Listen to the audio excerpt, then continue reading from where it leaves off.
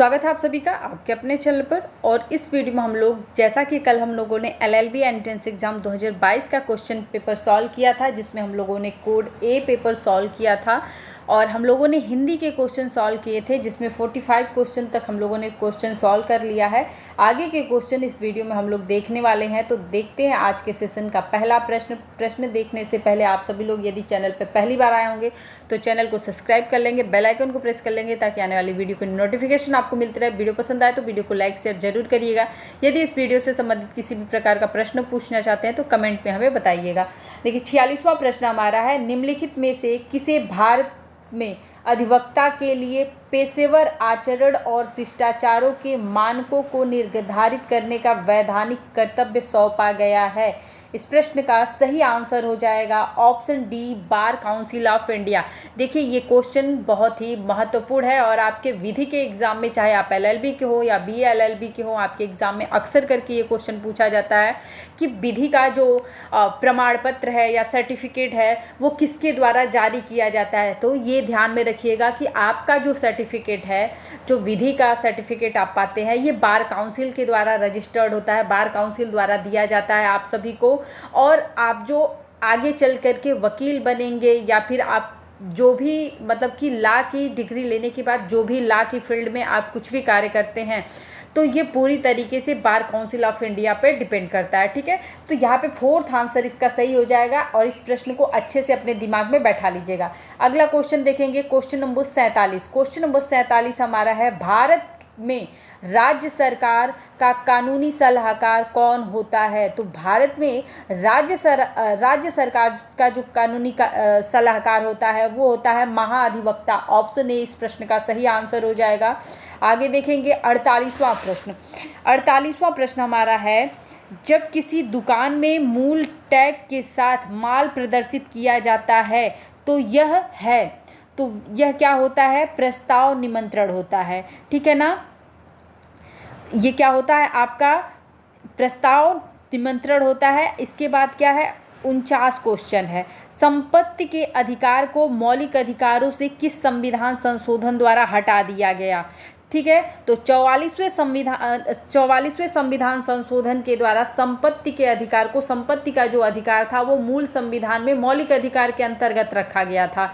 बाद में इसको संविधान संशोधन करके क्या कर दिया गया? अनुच्छेद 300 क में रख दिया गया, जिसको विधिक अधिकार करार दे दिया गया, यानी कि ये मौलिक अधिकार नहीं रहेगा, ये एक विधिक अधिकार है।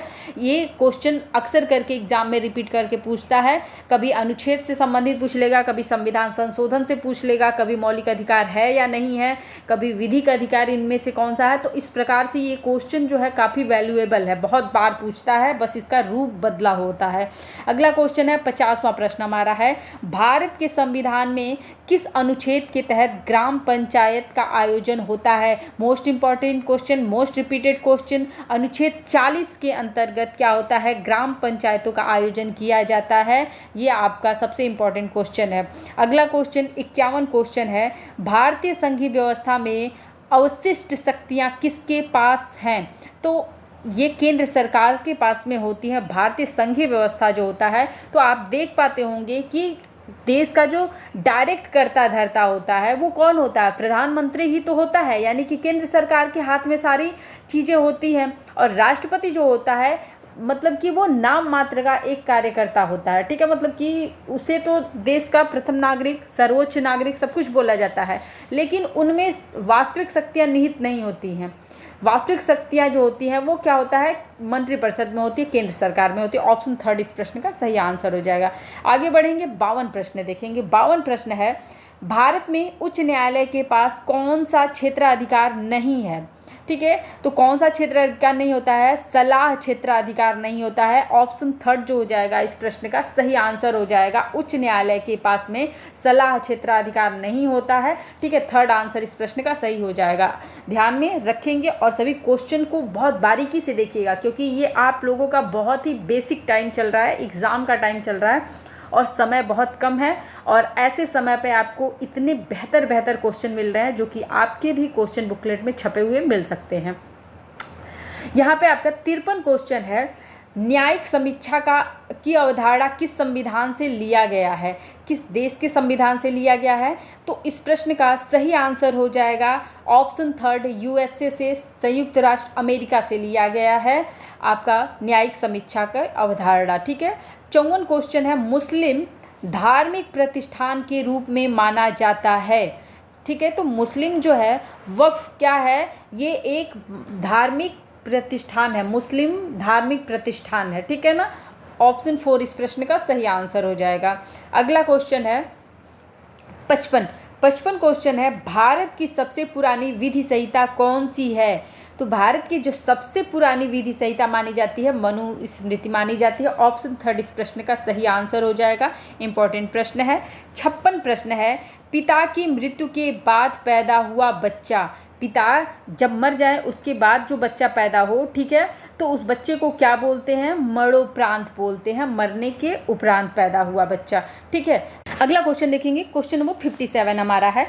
ये देखिए प्रिंसिपल है और फैक्ट है। ठीक, प्रिंसिपल और फैक्ट दिया हुआ है। यहाँ पे बताना है कि यहाँ पे प्रिंसिपल के अकॉर्डिंग कौन सा फैक्ट का जो सही ऑप्शन है वो कौन सा होगा।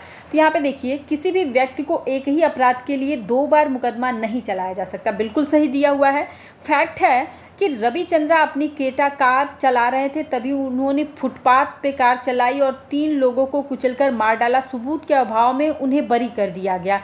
अब अभियोजन पक्ष उसके खिलाफ चश्मदीद गवाह और सबूत ढूंढ ले रहा है, वे उस पर मुकदमा चलाना चाहते हैं, तो क्या कंडीशन हो सकती है? यहाँ पे कह रहा है कि रविचंद्रा जो है कोई व्यक्ति हैं जो अपनी क्रेटा कार से चल रहे थे और फुटपाथ पर उन्होंने इस तरीके से कार चलाई कि वो 3 लोगों को कुचल करके मार डालें। ठीक है।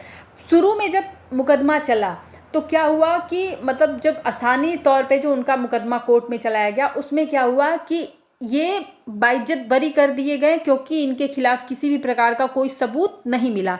लेकिन बाद में जब केस जो है क्लोज हो गया, उसके बाद जो है अभियोजन पक्ष को जो है इनके खिलाफ चश्मदीद गवाह और सबूत मिल जाते हैं। तो ऐसी स्थिति में वो फिर से क्या चाहता है कि मुकदमा चलाना चाहता है। तो क्या रविचंद्रा पे केस चलाया जा सकता है? तो ऑप्शन 2 जो हो जाएगा इस प्रश्न का सही आंसर हो जाएगा, रविचंद्रा पर फिर से केस नहीं चलाया जा सकता। ठीक है। और दूसरा यहाँ पे थोड़ा सा हम लोग समझेंगे, क्योंकि मैं दूसरा ऑप्शन आप लोगों को इसलिए बता रही हूँ क्योंकि यहाँ पे आपके पास कोई और सटीक विकल्प नहीं है कि आप उस विकल्प को सही आंसर के तौर पे चुन सकें। देखिए, जो भी केस चला होगा वो ये नहीं बताया जा रहा है कि अपर कोर्ट में चला है कि लोअर कोर्ट में चला है, यानी कि स्थानीय लेवल किसी कोर्ट पे था या फिर क्या था, या फिर सुप्रीम कोर्ट का केस था, किस में था। ठीक है। जैसे कि क्या होता है, मान लीजिए कोई केस है वो क्लोज हो गया है तो आप उसको रीओपन भी कर सकते हैं। अगर उस के फैसले से आप संतुष्ट नहीं हैं तो उसके लिए आप उच्चतम न्यायालय भी जा सकते हैं। तो आपके पास विकल्प है कि आप उस पर फिर से मुकदमा कर सकते हैं। ऐसा नहीं है मुकदमा फिर से नहीं कर सकते हैं, आप उसे क्या कर सकते हैं, अगर आप न्यायालय के परिणाम से संतुष्ट नहीं है तो फिर से आप उच्चतम न्यायालय जा सकते हैं। लेकिन यहाँ पे क्वेश्चन की दृष्टि से जो सही आंसर होगा वो ऑप्शन 2 हो जाएगा। बाकी इसमें कोई भी सटीक आंसर नहीं लग रहा है, क्योंकि यहाँ पे दिया है उस पर मुकदमा नहीं चलाया जा सकता क्योंकि उसके दादाजी स्वतंत्रता सेनानी हैं, तो इन बातों का कोई मेल नहीं खाता। उस पर फिर से मुकदमा चलाया जा सकता है क्योंकि उसके खिलाफ उसे कभी दंडित नहीं किया गया, तो इस बात का भी कोई मोल नहीं है। जब तक कि एविडेंस नहीं होंगे तब तक किसी का भी गुनाह प्रूफ नहीं होता है, और तब तक उसको क्या जो है क्रिमिनल नहीं कहा जा सकता है जब तक कि वो प्रूफ ना हो जाए एविडेंस के तौर पर। ठीक है। आगे क्वेश्चन देखेंगे। क्वेश्चन हमारा है, केवल संसद राज्य विधानमंडलों को ही कानून बनाने का अधिकार है। राज्य द्वारा बनाया गया कोई भी कानून किसी व्यक्ति के मौलिक अधिकार को नहीं छीन सकता। यहाँ पे कह रहा है कि संसद और राज्य विधानमंडलों को कानून बनाने का अधिकार दिया गया है।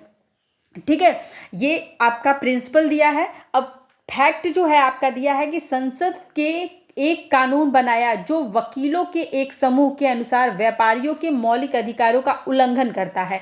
यानी कि संसद ने एक ऐसा कानून बनाया है जो वकीलों के सपोर्ट में तो है, लेकिन व्यापारियों के मौलिक अधिकारों का क्या कर रहा है, हनन कर रहा है। वकीलों के एक समूह ने कानून की संवैधानिक वैधता को चुनौती देने के लिए एक रीट दायर की। ठीक है, जिसमें कानून को रद्द करने के लिए राहत की मांग की गई है।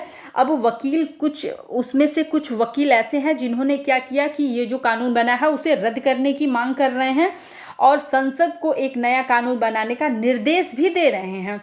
तो इसमें क्या हमारा सही आंसर हो जाएगा? यहाँ पे हमारा सही आंसर हो जाएगा अदालत मौजूदा कानून को रद्द कर सकती है यदि वो मौलिक अधिकारों का, किसी के भी मौलिक अधिकारों का अगर हनन हो रहा है तो क्या करेगा? अदालत जो होगी वो कानून को रद्द कर देगी, लेकिन संसद एक नया कानून बनाने का निर्देश नहीं दे सकती है। ये भी आपका क्या होगा? फैक्ट होगा। तो ऑप्शन 2 हो जाएगा इसका सही आंसर। आगे बढ़ेंगे, अगला क्वेश्चन। अभी क्वेश्चन पैटर्न ये एकदम बहुत ट्रेंडिंग है, ये इसी टाइप के क्वेश्चंस ज़्यादा पूछे जा रहे हैं आपके एग्जाम में। देखिए आगे क्वेश्चन है, एक व्यक्ति को अनुबंध करने के उद्देश्य से स्वस्थ दिमाग कहा जाता है। ठीक है, कोई कॉन्ट्रैक्ट करने के लिए दो लोगों के बीच में कॉन्ट्रैक्ट हो रहा है, उसमें कहा जाता है कि कॉन्ट्रैक्ट होने के लिए आवश्यक है कि माइंड क्या होना चाहिए, मतलब बुद्धि जो है, माइंड जो है बिल्कुल सही तरीके से स्वस्थ इंसान के साथ में ही तो कार्य किया जा सकता है, किसी भी प्रकार का पार्टनरशिप किया जा सकता है, कॉन्ट्रैक्ट किया जा सकता है। फिर इसके बाद कह रहा है कि जब वह इसे करता है तो समझने और अपने हितों को समझने के प्रभाव के बारे में तर्कसंगत निर्णय लेने में सक्षम होता है। कोई व्यक्ति है जो जब कॉन्ट्रैक्ट कर रहा है तो उसका मेंटल हेल्थ बिल्कुल सही है, मेंटली तौर पे वो प्रॉपर तरीके से सही पाया गया और उसकी जांच भी की गई और देखा गया कि ये क्या मतलब इस कॉन्ट्रैक्ट के साथ में जो कार्य कर रहा है क्या वो सही है, सही तरीके से वो कर पा रहा है। तो बिल्कुल वो चीज़ें क्या हुई, तर्क संगत पाई गई, बिल्कुल वो उस कार्य को करने में सक्षम रहा, एबल रहा। ठीक है, तो अब यहाँ पे तथ्य क्या आ रहा है कि मिस्टर एक्स जो आम तौर पर दिमाग से स्वस्थ थे, यानी कि जब कॉन्ट्रैक्ट हुआ तो एक्स जो है बिल्कुल सही थे, लेकिन कभी कभी दिमाग की अस्वस्थ स्थिति के कारण मिस्टर वाई के साथ कॉन्ट्रैक्ट में प्रवेश करते हैं जब उनकी मानसिक स्थिति खराब थी। ठीक है, यानी कि ये क्या है कि पहले इनकी मानसिक स्थिति ठीक है, फिर बाद में ये कॉन्ट्रैक्ट करते हैं और इनकी मानसिक स्थिति खराब हो गई। ठीक है, अब कह रहा है कि मिस्टर वाई को बाद में इस तथ्य के बारे में पता चला कि मिस्टर एक्स जो है वो उनका तो दिमाग ही सही नहीं है, तो अब वो क्या चाहते हैं कि मिस्टर एक्स के खिलाफ मुकदमा करना चाहते हैं कि ये मेरे साथ तो कॉन्ट्रैक्ट किए हैं लेकिन ये तो पागल हैं, मुझे ये बात पता ही नहीं थी कि मिस्टर एक्स पागल है और मैं किसी पागल के साथ में काम करूंगा। तो अब क्या चाहते हैं, मिस्टर एक्स पे क्या करना चाहते हैं, ये मुकदमा करना चाहते हैं कि इनका जो मेंटल लेवल है ये सही नहीं है, ये झगड़ालू किस्म के हैं या कुछ भी है, कुछ भी उनको कमी नज़र आ रही है। तो इसका जो सही आंसर हो जाएगा इस प्रश्न का, हमारा सेकेंड ऑप्शन हो जाएगा, मिस्टर एक्स अनुबंध में प्रवेश कर सकते हैं। ठीक है, एक्स जो है, लेकिन यह साबित करने के लिए मिस्टर एक्स पर बोझ है कि अनुबंध के समय उनका दिमाग स्वस्थ स्थिति में था। मतलब कि यहाँ पे मिस्टर एक्स जो है कॉन्ट्रैक्ट कर सकते हैं लेकिन ये सही होना चाहिए, ये मतलब कि बिल्कुल सही है, इम्पॉर्टेंट है, ये जरूरी है एक तरीके से। यहाँ पे बोझ से मतलब है कि ये एक कंडीशन है कि जो कि बहुत ही ज़रूरी है कि कॉन्ट्रैक्ट के समय मिस्टर एक्स का जो दिमाग था वो बिल्कुल सही होना चाहिए। कॉन्ट्रैक्ट के लिए क्या है, मिस्टर एक्स का दिमाग जो होना चाहिए सही होना चाहिए। बी आंसर हमारा इस प्रश्न का सही हो जाएगा। आगे बढ़ेंगे, अगला क्वेश्चन देखेंगे। अगला क्वेश्चन है, ये लास्ट क्वेश्चन है आपका प्रिंसिपल और फैक्ट टाइप का, और बहुत ज़्यादा ये पूछा जा रहा है, ध्यान में रखिएगा, आगे यही ट्रेंड रहेगा। अभी तो बहुत आप लोगों को शॉर्ट तरीके से क्वेश्चन डायरेक्ट इनडायरेक्ट पूछा जा रहा है, लेकिन आने वाले समय में आपको इसी टाइप के क्वेश्चंस देखने को मिलने वाले हैं। तो आदत डाल लीजिए आप लोग ऐसे क्वेश्चंस को करने की। प्रिंसिपल दिया है, किसी व्यक्ति को अनुबंध करने की इच्छा को प्रभावित करने वाले तथ्य, कॉन्ट्रैक्ट करने के लिए जो पॉइंट्स होते हैं, जो इफेक्ट डालते हैं, जो कि प्रभावित करते हैं तथ्यों के बारे में, केवल चुप्पी धोखाधड़ी नहीं, जब तक कि मामले की परिस्थिति में ऐसी न हो कि बारीकी से जांच करने का कर्तव्य रूप से पाया जाता है। बोलने के लिए चुप रहने वाला व्यक्ति, जब तक चुप्पी अपने आप में भाषण के बराबर न हो। ठीक है, अब यहाँ पे फैक्ट क्या दे रहा है कि एक्स नीलामी द्वारा वाई का एक घोड़ा बेचता है। ठीक है, एक्स जो है वाई का एक घोड़ा लिया है जिसको नीलाम कर रहा है। ठीक है, जिसे एक्स दिमाग की विकृति के यहाँ पे क्या है, जिसे एक्स दिमाग की विकृति स्थिति, यानी कि घोड़ा जो है वो मानसिक रूप से क्या है या फिर मानसिक संतुलन उसका बिगड़ा हुआ है। ठीक है, स्थिति के बारे में जानता है। एक्स को ये पता है कि मेरे घोड़े की जो मानसिक स्थिति है वो सही नहीं है। घोड़े की मानसिक स्थिति के बारे में एक्स वाई से कुछ नहीं कहता है। वाई नीलाम करवा रहा है घोड़ा एक्स का। एक्स को पता है कि मेरे घोड़े की मानसिक स्थिति सही नहीं है, लेकिन वो फिर भी वाई से कह करके अपना घोड़ा नीलाम करवा रहा है। अब यहाँ पे वाई को कुछ पता नहीं है, तो यहाँ पे बताना है कि सही उत्तर क्या होगा। तो यहाँ पे सही उत्तर हो जाएगा कि एक्स को उत्तरदायी नहीं ठहराया जाएगा, क्योंकि उसने घोड़े की मानसिक स्थिति के बारे में कुछ भी सकारात्मक नहीं कहा है। ठीक है, क्योंकि यहाँ पे नीलामी किसके द्वारा की जा रही है, वाई के द्वारा की जा रही है। तो पूरी तरीके से यहाँ पे जो मतलब कि फंसेगा वो कौन फंसेगा, वाई फंसेगा। ठीक है ना, 4 आंसर इस प्रश्न का सही आंसर हो जाएगा। आगे देखेंगे अगला क्वेश्चन। अगला क्वेश्चन है क्वेश्चन नंबर 61। गोद लेने वाले पुरुष और गोद लेने के लिए बच्चों के बीच उम्र का अंतर क्या होना चाहिए। ठीक है, यदि कोई व्यक्ति जो है किसी बच्चे को गोद ले रहा है, तो बच्चे और उस मतलब कि इंसान के बीच में कितने एज का गैप होना चाहिए, तो कम से कम आपका 21 वर्ष का गैप होना चाहिए। यहाँ पे क्या हो जाएगा, दूसरा आंसर सही हो जाएगा। 62 क्वेश्चन देखेंगे। निजी अंतर्राष्ट्रीय कानूनों का संघर्ष भी कहा जाता है। ऑप्शन 2 इस प्रश्न का सही आंसर हो जाएगा। अगला क्वेश्चन है, भारतीय संविधान में धर्मनिरपेक्षता समाजवाद शब्द किसमें संशोधन करके जोड़े गए। ठीक है, तो ये जोड़े गए थे प्रस्तावना में। आगे देखेंगे अगला क्वेश्चन। अगला क्वेश्चन आपका जो है ये आपका पैराग्राफ दिया हुआ है, जो कि करंट अफेयर से संबंधित था। कोविड-19 जो आया था आपके मतलब कोरोना काल जो था उससे संबंधित है। तो मैं आपको पैराग्राफ पढ़ के नहीं यहाँ पे सुनाने वाली, सिर्फ मैं आपको क्वेश्चन बताऊंगी और क्वेश्चन का आंसर करा दूंगी। ठीक है, यहाँ पे ये भी मुझे कराना बेहतरीन नहीं लग रहा है, तो मैं इसको भी नहीं करा रही हूँ। मैं पेपर आपको अपलोड कर दूंगी, आप लोग देख लीजिएगा, क्योंकि करंट अफेयर का क्वेश्चन है तो यहाँ पे बहुत ज़्यादा ये आप लोगों के लिए इम्पॉर्टेंट नहीं है। तो हो सकता है कि इस तरीके से आपके पैसेज भी आपके एग्ज़ाम में आ जाएं, तो उसको आप लोग कर लीजिएगा। आगे हम लोग क्वेश्चन देखेंगे। एक सेकंड हम लोग देख लेते हैं कि कहाँ से क्वेश्चंस आपके जो है इससे बाहर के पूछे गए हैं। यहाँ पे आपके क्वेश्चन कोविड-19 से जो भी हैं वो देख लेते हैं। कोविड-19 के बाद के जो क्वेश्चन हैं वो हम लोग करेंगे। ठीक है, इसके बाद है यहाँ पे क्वेश्चन। ये क्वेश्चन मैंने अभी करंट अफेयर आप लोग का कराया, उसमें बताया है कि क्वाड शिखर सम्मेलन में भाग लेने के लिए 2024 का जो है उसका मैंने पढ़ा दिया है, उसको आप लोग देख लीजिएगा। ये आपका 2023 का क्वेश्चन है। ठीक, इसके बाद है वैश्विक स्वास्थ्य को आगे बढ़ाने में उनके उत्कृष्ट योगदान के लिए भारतीय कर्मियों के किस समूह को WHO द्वारा पुरस्कारित और सम्मानित किया गया।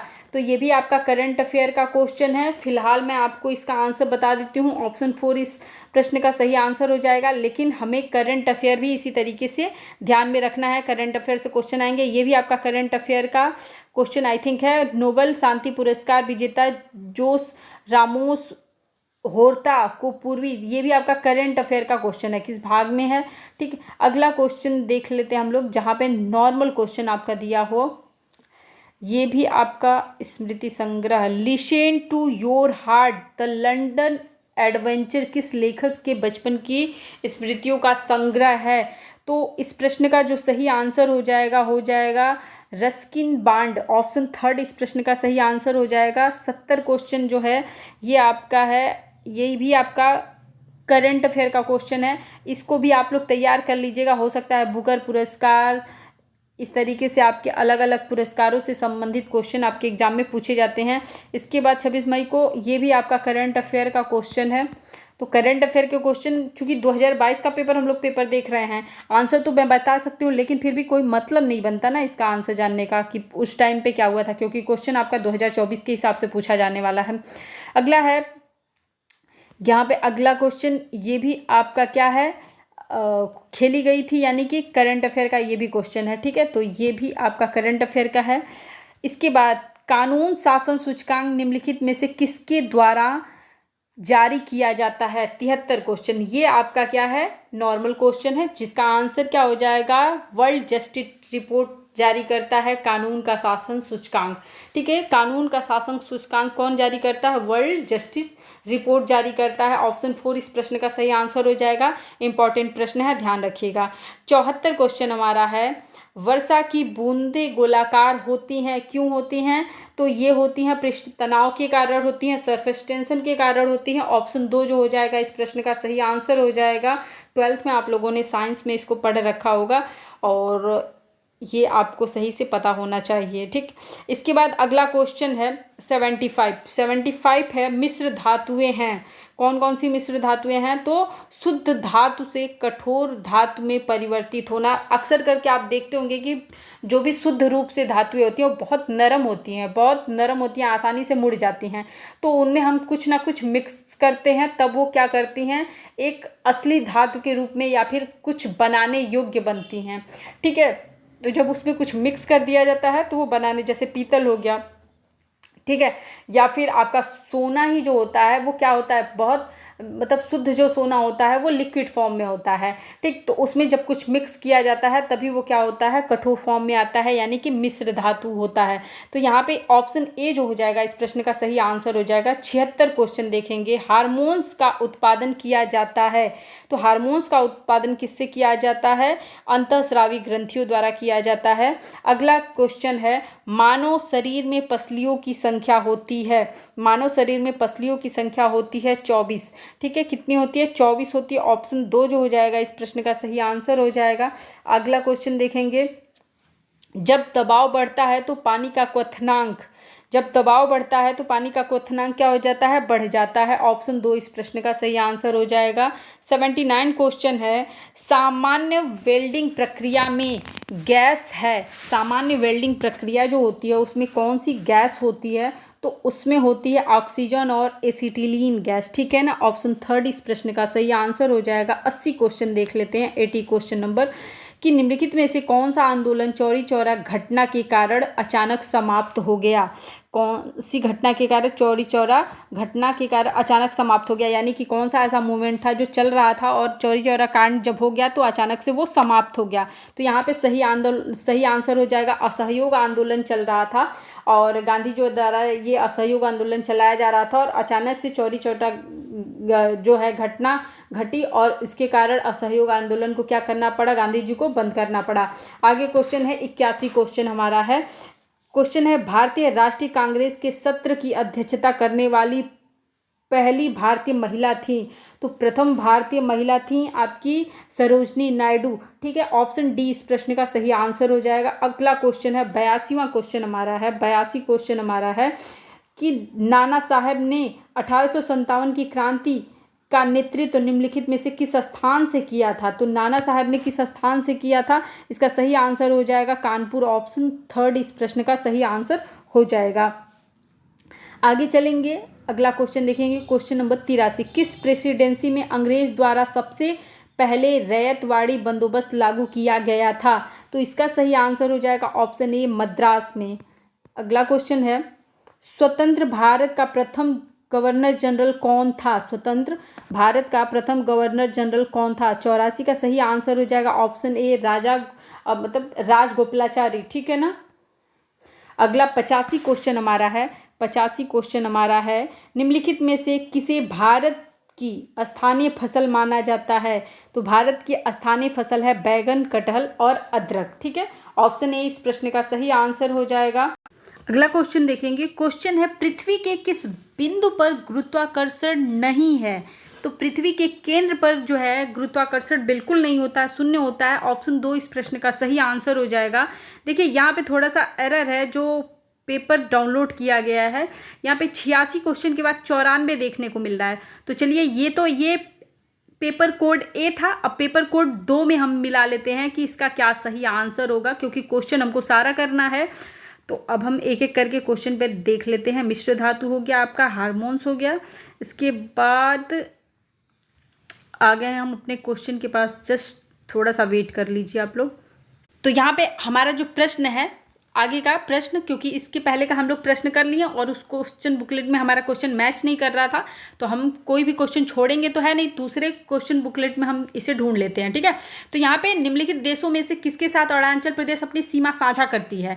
तो यहाँ पे सही आंसर हो जाएगा भूटान, म्यांमार और चीन के साथ में अरुणाचल प्रदेश अपनी सीमा साझा करती है। 43 क्वेश्चन देखेंगे, 43 क्वेश्चन हमारा है, निम्नलिखित में से कौन सी रबी की फसल नहीं है? तो आपको पता है गेहूं रबी की फसल है, सरसों रबी का फसल है, चावल रबी का चना जो है ये रबी का फसल है, चावल जो है ये रबी का फसल नहीं है। ऑप्शन 1 जो हो जाएगा इस प्रश्न का सही आंसर हो जाएगा। आगे बढ़ेंगे, अगला है कौन सा जल डमरू मध्य अफ्रीका से यूरोप को विभाजित करता है? इस प्रश्न का सही आंसर हो जाएगा जिब्राल्टर। ऑप्शन 3 इस प्रश्न का सही आंसर हो जाएगा। अगला क्वेश्चन देखेंगे, सूचना का अधिकार एक क्या है? तो राइट टू नो सूचना का अधिकार क्या है? संवैधानिक अधिकार है। ऑप्शन 1 इस प्रश्न का सही आंसर हो जाएगा। अगला क्वेश्चन देखेंगे, क्वेश्चन है हमारा, भारत में हिंदी दिवस कब मनाया जाता है? तो भारत में हिंदी दिवस प्रत्येक वर्ष 14 सितंबर को मनाया जाता है। ऑप्शन 2 इस प्रश्न का सही आंसर हो जाएगा। अगला प्रश्न, भारत में लोकसभा के लिए प्रथम आम चुनाव किस वर्ष कराए गए थे? तो 1951 में जो है प्रथम आम चुनाव कराया गया था। मोस्ट इंपॉर्टेंट क्वेश्चन है, हो सकता है आपके एग्जाम में पूछ लिया जाए। आगे क्वेश्चन है, उच्चतम न्यायालय के न्यायाधीश के पद पर बने रहने की अधिकतम आयु क्या होती है? तो अधिकतम आयु होती है 62 वर्ष। Most important question, repeated question है, आपके एग्जाम में पूछा जा सकता है। अगला क्वेश्चन है, मृत्यु दंड के लिए क्षमा दिया जा सकता है? तो मृत्यु दंड के लिए क्षमा राष्ट्रपति दे सकता है। ऑप्शन ए इस प्रश्न का सही आंसर हो जाएगा। राष्ट्रपति यदि चाहे तो क्या कर सकता है, किसी भी अपराधी के दंड को छोटा कर सकता है। उसके पास इतनी अथॉरिटी होती है कि वो किसी के दंड को, अपराध अगर किया है तो उसके कारावास को छोटा कर सकता है, उसके दंड को छोटा कर सकता है। यहाँ तक कि यदि किसी को मृत्यु दंड दिया जा रहा है तो उसके मृत्यु दंड को भी वो क्षमा कर सकता है। अगला क्वेश्चन है, भारत के 15वें वित्त आयोग अध्यक्ष कौन थे? ठीक है, भारत के कौन है, यानी कि ये करंट अफेयर का क्वेश्चन है आपका, तो इसको करने की कोई आवश्यकता नहीं है। नंद किशोर सिंह थे उस समय में। अगला क्वेश्चन हम देखेंगे यहाँ पे, अगला क्वेश्चन हमारा क्या है यहाँ पे, भारत में सिक्के जारी कौन करता है? तो भारत में सिक्के कौन जारी करता है? इस प्रश्न का सही आंसर हो जाएगा भारतीय स्टेट बैंक द्वारा जो है आपका भारतीय सिक्का जारी किया जाता है। ऑप्शन 1 इस प्रश्न का सही आंसर हो जाएगा। अगला है वाणिज्यिक बैंक। वाणिज्यिक बैंक जो है ये मांग जमा के माध्यम से पैसे मांगता है, ठीक है ना। दूसरा पॉइंट इस प्रश्न का सही आंसर हो जाएगा। अगला क्वेश्चन है, भारतीय रिजर्व बैंक का प्रथम गवर्नर जनरल कौन था? मोस्ट इंपॉर्टेंट प्रश्न है। तो इसका जो सही आंसर हो जाएगा ऑप्शन बी स्मिथ।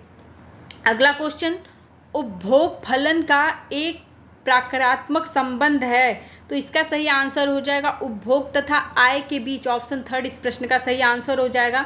और जो हमारा 100 क्वेश्चन है आज के सेशन का, वो हमारा सही आंसर हो जाएगा इस प्रश्न का, संरचनात्मक बेरोजगारी होती है, संरचनात्मक बेरोजगारी होती है प्रौद्योगिकी में परिवर्तन के कारण। ऑप्शन 1 जो हो जाएगा इस प्रश्न का सही आंसर हो जाएगा। तो इस तरीके से हम लोगों ने जो है टोटल 100 क्वेश्चन कर लिए। फिलहाल ये क्वेश्चन बी में हम लोगों को थोड़ा सा आना पड़ा, क्योंकि हमारा जो क्वेश्चन बुकलेट ए था उसमें हमारा सही तरीके से क्वेश्चन नंबर नहीं दिया हुआ था, ठीक है। तो यहाँ पे हम लोगों ने कुल 100 क्वेश्चन कर लिए हैं। यदि आज का ये वीडियो आप सभी को पसंद आया हो, समझ में आया हो, तो वीडियो को लाइक करिएगा, शेयर करिएगा। और ये क्वेश्चन बुकलेट यदि आप मतलब कि डाउनलोड करना चाहते हैं तो आपको टेलीग्राम चैनल पर मिल जाएगा, वहाँ से आप लोग इसे डाउनलोड कर लीजिएगा। यदि किसी भी प्रकार का आपको प्रश्न पूछना है तो आप टेलीग्राम पे पूछ सकते हैं या कमेंट में मुझे बता सकते हैं। वीडियो यहीं पे समाप्त करते हैं। वीडियो देखने के लिए धन्यवाद।